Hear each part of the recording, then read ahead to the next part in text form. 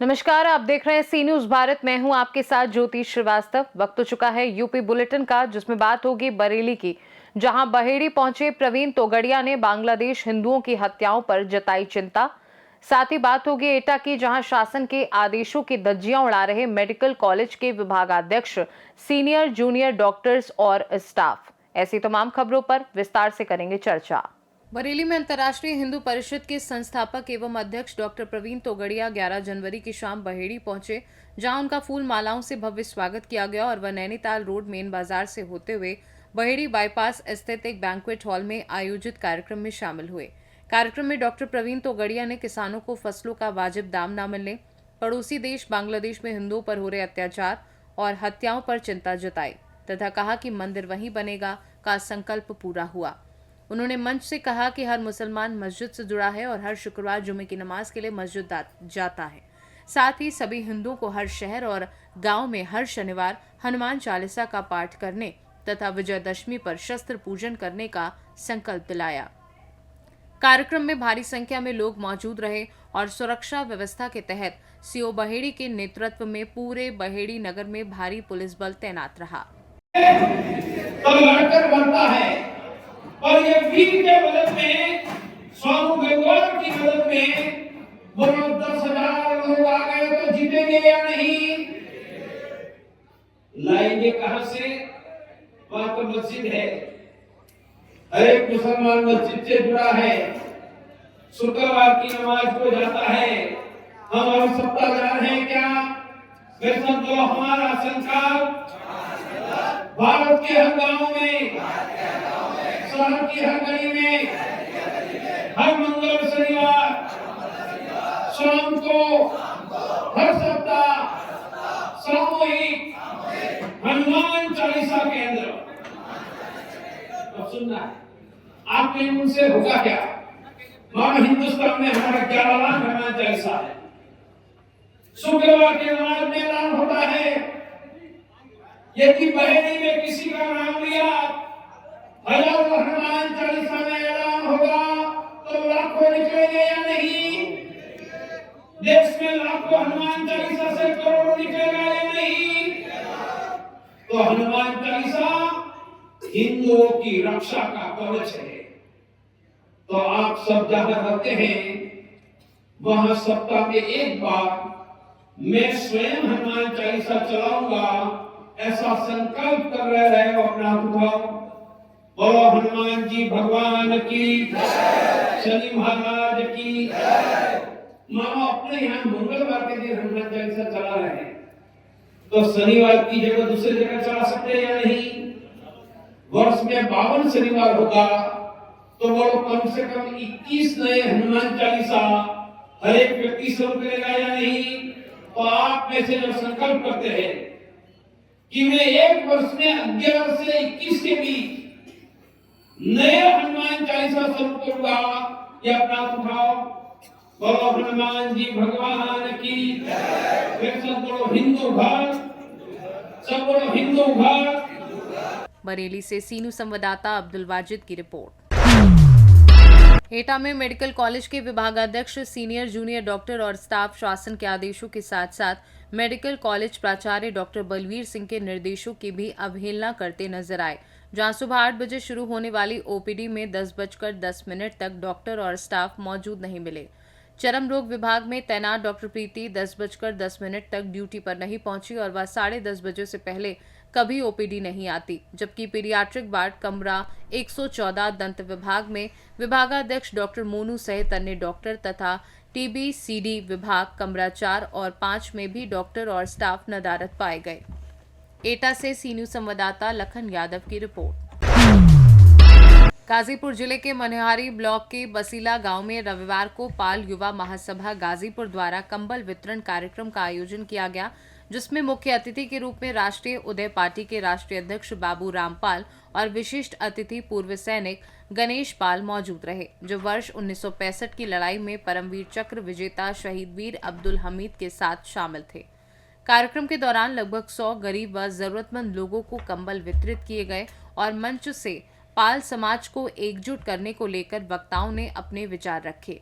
Media से बातचीत में बाबू रामपाल ने प्रदेश की प्रवर्तन सरकार सहित पूर्व की सपा और बसपा सरकारों पर निशाना साधते हुए कहा कि भाजपा का सत्ता में आना सपा बसपा की देन है। साथ ही उन्होंने अपने समाज को संगठित और मजबूत करने का आह्वान किया। चाचा, आपका नाम क्या है? सुबेदार मेजर गणेश पाल, ग्राम पोस्ट धामुपुर, जनपद गाजीपुर। आज कंबल वितरण का कार्यक्रम था, आप उपस्थित रहे हैं, क्या कहेंगे? इसमें हमें क्या कहना है, ये तो बहुत अच्छा काम है जी, जो कि सब इकट्ठे हुए हैं बाल बिरादरी वाले। अपने समाज को लेकर क्या कहना चाहेंगे? समाज को अब हम क्या बता सकते हैं, समाज कार्यकर्ता ये लोग बहुत हैं अभी, ये लोग जो भी नए उठा दें। जानकारी हुई है कि आप परम वीर चक्र विजेता शहीद वीर अब्दुल हमीद के साथ शामिल थे लड़ाई में, क्या कहेंगे उसको लेकर? क्या हुआ था उस समय, आपके समय? हम आर्मी में 1958 में ज्वाइन किया जी, आर्मी को जी, और 32 साल नौकरी करने के बाद 90 में रिटायर हो गया। इसके भी हम 3 लड़ाई लड़े हैं। हमारी दूसरी लड़ाई 65 की थी जी, हमीद भी 65 में ही गुजर गए और 65 के बाद हम 71 की भी लड़ाई लड़े। हम पैरासूट वाले, पैरा कमांडो वाले हैं, तो पैरा से उतर करके ढाका को आजाद हुआ। जल्दी से वो करें ताकि हमीद जो है 65 की लड़ाई में 3 पेटेंट टैंक तोड़ करके और शहीद हो गए।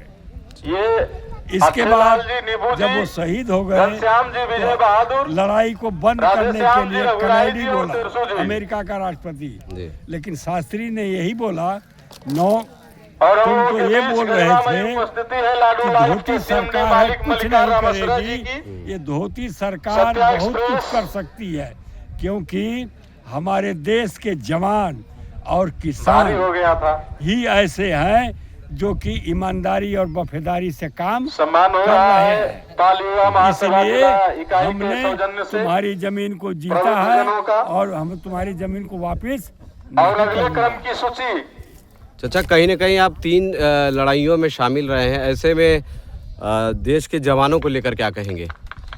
हमारे देश इंडिया के जो भी आर्मी है पूरे वर्ल्ड में 195 देश हैं जी, विश्व में, इस आर्मी सबसे तगड़ी मानी जाती है इंडिया की जी। युवाओं को लेकर क्या कहेंगे आप?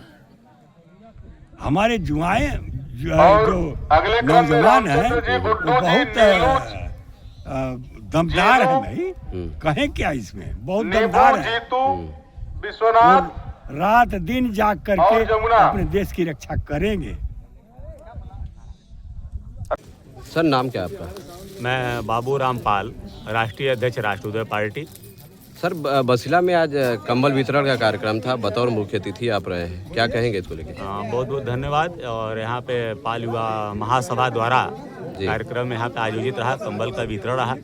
जैसा कि अभी त्रिस्तरीय चुनाव आने वाला है जल्द ही, अप्रैल मई में हो जाएगा, तो उसकी तैयारी को रूप से देखते हैं। वैसे भी ये जो टीम है पूरी समाज सेवक है, समाज की सेवा करने वाले लोग हैं। यहाँ पे गौर गरीब लोगों को, माताओं बहनों को बुला करके उनको कंबल वितरण किए और साथ ही साथ हमेशा हर तरह से मदद करते रहते हैं। कोई शिक्षा में अगर बच्चे पढ़ने में तेज है उनको भी आर्थिक मदद करते हैं, और कोई अगर गरीब है, अगर शादी वगैरह के लिए उनकी व्यवस्था नहीं तो वो भी आर्थिक मदद करते हैं। तो आज यह कार्यक्रम यहाँ पे रहा, इसमें आगमन हमारा हुआ और साथ साथ हम लोग जो है कि आरक्षण में वर्गीकरण की हम लोग लड़ाई लड़ रहे हैं। क्योंकि देश के 13 प्रदेश में ओबीसी आरक्षण में उप वर्गीकरण लागू है। अभी तो माननीय सुप्रीम कोर्ट ने भी कह दिया है कि एससी में भी उप वर्गीकरण लागू होना चाहिए, क्योंकि कि एससी में भी कई समाज जो है कि मुख्य धारा से पीछे है, शासन सत्ता में भागीदारी नहीं है और राजनीति में ओबीसी में भागीदारी नहीं है। यह लड़ाई लड़ रहे हैं और इसमें अभी पीडीए की बात अखिलेश यादव जी करते हैं। हम लोगों ने उनसे भी अपील किया था, आप भी इस पे कम से कम वर्गीकरण की बात करिए, सदन में उठाइए, आप लखनऊ में उठाइए, दिल्ली में उठाइए, क्योंकि ये भी आपके भाई हैं। अगर ओबीसी आरक्षण में उपवर्गीकरण होगा तो ओबीसी को ही हिस्सा मिलेगा, दूसरों को नहीं मिलेगा। तो आप अपने भाई को हिस्सा नहीं देंगे तब तक आप जीत भी नहीं पाएंगे। जब तक आप अपने भाई का साथ नहीं लेंगे तब तक आगे नहीं बढ़ पाएंगे। लेकिन न जाने क्यों माननीय अखिलेश यादव जी भी नहीं समझ पा रहे हैं। और भारतीय जनता पार्टी ने 2018 में ही राघवेंद्र सिंह जी के नेतृत्व में जो है कि सामाजिक न्याय समिति गठन किया और अक्टूबर 2018 में ही रिपोर्ट भी आ गया। लेकिन अभी 26 चालू है 2026 और माननीय योगी आदित्यनाथ जी ने भी इस रिपोर्ट को लागू नहीं किए। इससे प्रतीत है कि माननीय योगी आदित्यनाथ जी की मंशा अति पिछड़े समाज के प्रति ठीक नहीं है। और केंद्र में भी जस्टिस जी रोहिणी आयोग का गठन हुआ 18 में 23 में 2023 में जो रिपोर्ट आ गया और आज 26 चालू है। माननीय मुख्य प्रधानमंत्री मोदी जी भी जस्टिस जी रोहिणी आयोग की रिपोर्ट को अभी सदन में नहीं रखा उन्होंने। तो ये केवल गुमराह करने वाली पार्टी भारतीय जनता पार्टी है और गुमराह करके सत्ता में है और पूरा आरक्षण ओबीसी का छीन रही है। आप हर जहाँ भी देखें ओबीसी आरक्षण का भयंकर घोटाला भारतीय जनता पार्टी कर रही है। अभी आपने कहा सपा और बसपा पर कटाक्ष करते हुए कि भाजपा आई है तो ये सपा और बसपा की देन है, क्या कहें? बिल्कुल सपा और बसपा की ही देन है। सपा और बसपा को उत्तर प्रदेश की जनता ने इनको 4-4 बार मौका दिया, फुल सपोर्ट दिया, सरकार बनी।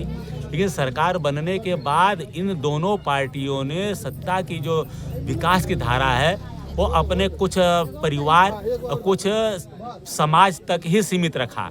और बसपा भी दलितों की बात कर लें तो जाटों के अलावा अन्य जो है कि दलित वर्ग तक सत्ता का विकास नहीं जाने दिया। और बस सपा की अगर बात कर लें तो सपा भी अगर बात करते हैं पीडीए में, आज पीडीए का मतलब क्या है? बस इनका परिवार, माननीय अखिलेश यादव जी का परिवार। आज अखिलेश यादव जी ने उत्तर प्रदेश में सभी जो यादवों का और पालों का, अहिर गडरिया भाई भाई कहते हैं, अहिर गडरिया दोनों का इन्होंने ऑपरेशन कर दिया। एक भी व्यक्ति सांसद नहीं है। अगर 5 यादव परिवार के सांसद यादव समाज, 5 अखिलेश जी के परिवार के हैं। तो इनका पीडीए का मतलब, पी का मतलब इनका परिवार है, डी का मतलब दौलत, जो दौलत वाले लोग हैं। गाजीपुर से सी न्यूज संवाददाता हसन खान की रिपोर्ट। जौनपुर में पुलिस चेकिंग के दौरान जौनपुर के एसओजी और शाहगंज थाना पुलिस की गौ तस्कर बदमाशों से मुठभेड़ हो गई, जिसमें पुलिस की गोली लगने से एक बदमाश घायल हो गया, जबकि 2 पशु तस्करों को असलाहा और गौवंश से भरी पिकअप के साथ गिरफ्तार किया गया। सीओ शाहगंज के अनुसार थाना शाहगंज क्षेत्र के फैजाबाद रोड पर red and green dhaba family restaurant के पास चेकिंग के दौरान हुई मुठभेड़ में इफ्तिखार पुत्र मुस्ताक निवासी माहुल थाना अहरोला जनपद आजमगढ़ उम्र करीब 35 वर्षीय के दाहिने कंधे पर गोली लगी और जयसिंह पुत्र गुड्डू लोना निवासी निजामपुर थाना अहरोला जनपद आजमगढ़ उम्र करीब 28 वर्षीय को गिरफ्तार किया गया, जबकि पुरस्कार घोषित अपराधी विशाल यादव पुत्र अनिल यादव निवासी आजमगढ़ अंधेरे का फायदा उठाकर फरार हो गया। मौके से पिकअप में 4 गौवंश जीवित और 2 मृत बरामद किए गए। घायल बदमाशों को इलाज के लिए अस्पताल भेजा गया और पुलिस आगे की कार्यवाही में जुटी है। आज दिनांक 12 जनवरी 2026 को थाना क्षेत्र शाहगंज में चिरैया मोड़ से पूर्वांचल एक्सप्रेसवे के बीच में एसओजी जौनपुर व थाना शाहगंज पुलिस के द्वारा प्राप्त सूचना के आधार पर चेकिंग की जा रही थी कि इसी दौरान एक पिकअप वैन चिरैया मोड़ की ओर से पूर्वांचल एक्सप्रेसवे की तरफ आती हुई नजर आई, जिसे पुलिस पार्टी के द्वारा रोका गया, परंतु वह पिकअप वैन तेज रफ्तार से आगे बढ़ी और उसके द्वारा पुलिस की बॉलरों में टक्कर मार दिया गया और इसी दौरान तकनीकी खराबी के कारण वह पिकअप वैन आगे नहीं बढ़ पाई और उसमें बैठे हुए बदमाश नीचे उतरे और पुलिस पार्टी पर फायरिंग करते हुए आगे बढ़ने लगे कि इसी दौरान आत्मरक्षा पुलिस पार्टी द्वारा भी फायर किया गया, जिसमें एक बदमाश के कंधे में गोली लगी और नाम पता उस बदमाश का पूछा गया तो उसने अपना नाम इफ्तिखार निवासी थाना क्षेत्र अहिरोला जनपद आजमगढ़ बताया। इसके साथ एक अन्य बदमाश जयसिंह निवासी थाना क्षेत्र अहिरोला जनपद आजमगढ़ भी गिरफ्तार हुआ और परंतु इनके साथ एक अन्य बदमाश विशाल यादव भी था, जो कि थाना क्षेत्र गंभीरपुर आजमगढ़ का रहने वाला था, जो कि अंधेरे का लाभ उठाकर भागने में सफल रहा, जिसकी तलाश की जा रही है। पुलिस पार्टी के द्वारा इसी दौरान पिकअप वैन को चेक किया गया तो उसमें 4 गौवंश जीवित अवस्था में पाए गए, जबकि 2 गौवंश मृत अवस्था में बरामद हुए। जो जीवित अवस्था में गौवंश बरामद हुए उनको गौशाला में दाखिल कराया जा रहा है तथा गिरफ्तार शुदा बदमाशों के विरुद्ध संबंधित धाराओं में थाना शाहगंज में अभियोग पंजीकृत कराया जा रहा है। जिस बदमाश को गोली लगी है उसे इलाज हेतु अस्पताल रवाना किया गया है तथा अन्य सभी विधिक कार्रवाई थाना शाहगंज स्तर पर की जा रही है। Thank you. जौनपुर से सी न्यूज संवाददाता दिवाकर मिश्रा के साथ दीपक सिंह की रिपोर्ट। निचलौल रेंज के बिसोखोर गांव में रविवार को एक साथ 3 अजगर मिलने से ग्रामीणों में हड़कंप मच गया। ग्रामीणों की सूचना पर रामबचन साहनी के नेतृत्व में पहुंची टीम ने तीनों को रेस्क्यू कर सुरक्षित स्थान पर छोड़ दिया। ग्राम सभा बिसोखोर के टोला शंकरपुर में पोखरी के किनारे एक साथ 3 विशाल अजगर ग्रामीणों ने देखे। ग्रामीणों की सूचना पर पहुंचे समाजसेवी अवशेष श्रीवास्तव फोन कर रामबचन साहनी को इसकी सूचना दी।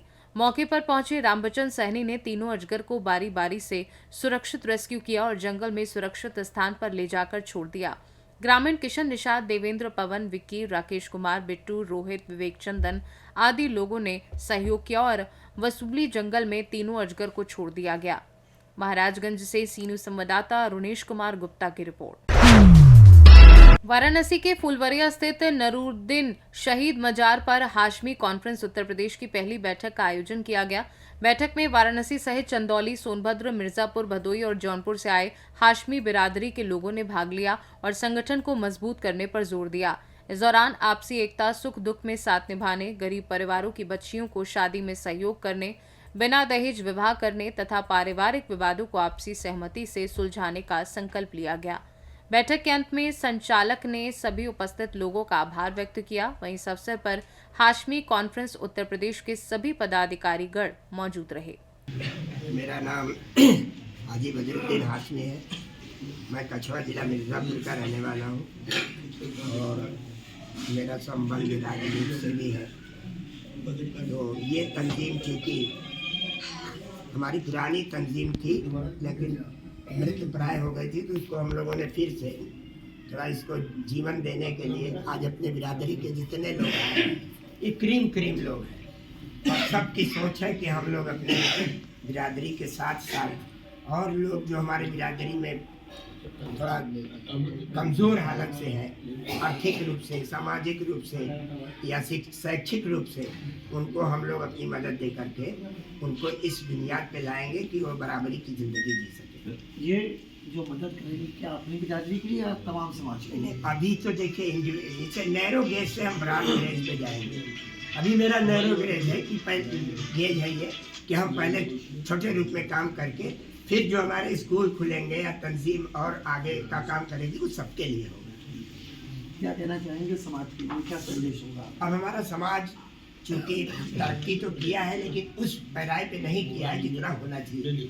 तो हम अपने समाज के बुद्धिजीवियों को, क्रीम लोगों को इकट्ठा करके उनको संदेश दे रहा हूँ कि हम लोग का फर्ज बनता है कि अपने से थोड़ा कम लोगों को भी ला के अपनी लाइन में खड़ा करें। राजनीति से गहरा नाता है। पूर्व में आपने चुनाव भी लड़ा, अपना कई क्षेत्रों में घुमा होगा। तमाम निचले तबके के लोगों के लिए किस तरीके से फायदेमंद होगा? वो फायदेमंद देखिए सरकारी स्तर पर तो है ही है जी, लेकिन सरकारी स्तर पे जो लाभ नहीं ले पा रहे हैं उनको हम लोग जागरूक करेंगे और प्लस अपना कहाँ पे मदद कर सकते हैं वो भी हम लोग अपने कमेटी से भी मदद करेंगे। माशाल्लाह हमारे यहाँ देने वाले भी लोग हैं और सबकी चाहत है। ये जितने लोग आए हैं सबकी चाहत ने बुलाया है और हम लोगों ने उनको बुलाया। कहाँ से लोग आए हैं? मिर्जापुर से आए हैं, करीब प्रदेश के बहुत जगह से लोग। वाराणसी से सी न्यूज संवाददाता अब्दुल्ला हाशमी की रिपोर्ट। यूपी बुलेटिन में फिलहाल के लिए इतना ही। बने रहिए सी न्यूज भारत के साथ। हर खबर आपके साथ, आपके हाथ।